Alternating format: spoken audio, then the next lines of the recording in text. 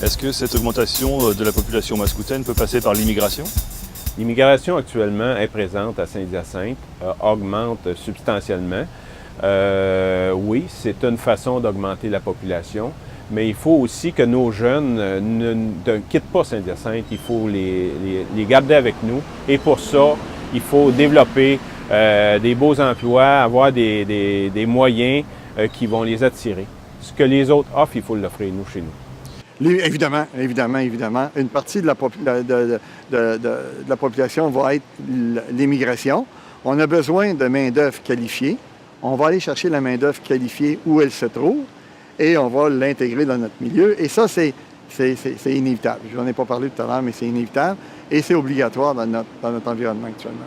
Moi, je joue au soccer depuis 35 ans. Puis j'ai des amis, comme je dis souvent aux gens, quand on joue pour le plaisir le dimanche, il y a 9 nationalités différentes sur le terrain. L'immigration, il y a une croissance de la population. 6 Québécois sur 10 actuellement sont des Québécois de souche. Là. Ça ne veut pas dire qu'ils viennent pas. On vient tous d'ailleurs. Puis il y en a 4 qui sont des enfants qui sont ici, qui sont des gens qui viennent par l'immigration. On n'a pas le choix. Là. On a déjà des structures pour les accueillir. Il faut comprendre aussi que pour certains d'entre eux, c'est difficile au début, l'acclimatation, parce que tu quittes ton pays, ils ont besoin d'aide, de support.